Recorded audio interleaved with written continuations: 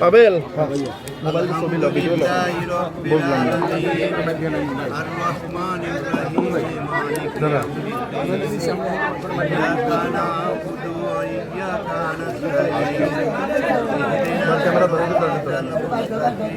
আল্লাহ আল্লাহুম্মা আমিন।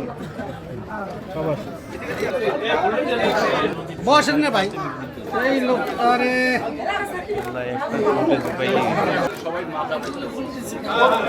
বাংলাদেশে সে কিছু মানুষ নিয়ে কাজ করার জন্য যার অক্লান্ত পরিশ্রম ছিল তিনি হচ্ছেন মরহুম রেনু বেগম।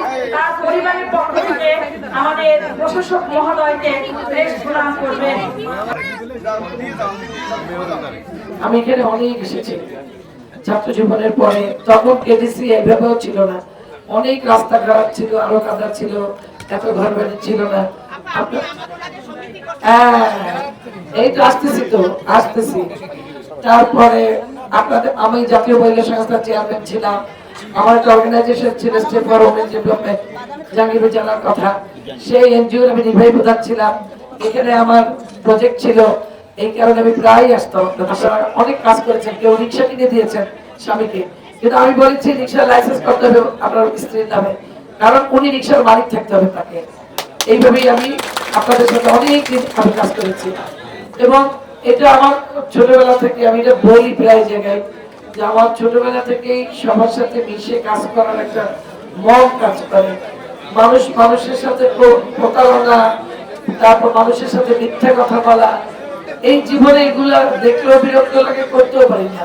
এবং বিদেশি অর্থায়নে আমরা একসময় অনেক কাজ করতাম, আমাদের বিভিন্ন প্রজেক্ট আসতো, আমাদের অনগ্রসর পিছিয়ে পড়া মানুষের জন্য অনেক আমরা বিদেশি সাহায্য পেয়েছি বা পেতাম।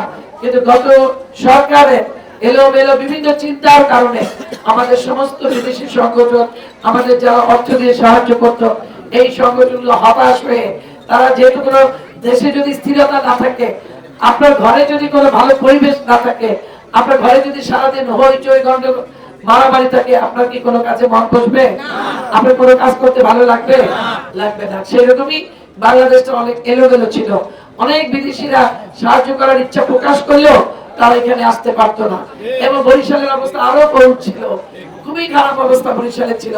যিনি মেয়রের দায়িত্বে ছিলেন উনি যে কি করতেন, কি বলতেন আর কি করে গেছিলেন, সেই ইতিহাস বলতে গেলে শেষ হবে না। সুতরাং আমি জাহাঙ্গীর ভাইকে বলবো, আপনার সাথে যেহেতু বাইরের সংগঠনের বিভিন্ন বিদেশি সংগঠনের আপনাদের যোগাযোগ আছে, আপনারা বরিশালে আমন্ত্রণ জানাবেন। আমরা তাদেরকে নিয়ে কাজ করতে চাই, আমরা তাদেরকে সেই পরিবেশ দিতে চাই যেই পরিবেশ দিয়ে ওনারা কাজ করে সুন্দরভাবে কাজ সম্পন্ন করে আবার ফিরে যেতে পারবে। কারণ তাদের ওই কাজের মাধ্যমে আমরা আমাদের বরিশালটাকে আরো সুন্দর করতে পারবো। যে মা সন্তান মাদকাসক্ত, সেই মা বোঝে পৃথিবী কত কষ্টের। সেই সন্তানকে বড় করে যখন মা নেশার কারণে সন্তানরা মায়ের গায়ে হাত তোলে, বাবাকে হত্যা করে, আমরা এই পরিবেশ চাই না। এই কেডিসি সেরকমই একটি এলাকা হোক যেখানে মাদক থাকবে না। মাদকের বিরুদ্ধে আপনাদেরও যুদ্ধ ঘোষণা করতে হবে। আমি আপনাদের পাশে থাকবো। যারা মাদকের ব্যবসা করে অর্থনৈতিক ভাবে হয়তো একটু ভালো থাকতে পারে, কিন্তু এই এলাকাটা ধ্বংস হয়ে যাবে, এই সমাজটা ধ্বংস হয়ে যাবে, আমার এই বাচ্চাগুলো ধ্বংস হয়ে যাবে। যে অর্থ আমাদেরকে ধ্বংসের পথে নেয়, সেই অর্থ দিয়ে কোনো সুখ আসে না। এটাই আপনাদের কাছে আবেদন। আজকে আবেদন করে গেলাম, এরপরে আপনাদের কাছে জেনে নিব কারা মাদকের সাথে জড়িত, তাদের বিরুদ্ধে কঠিন ব্যবস্থা।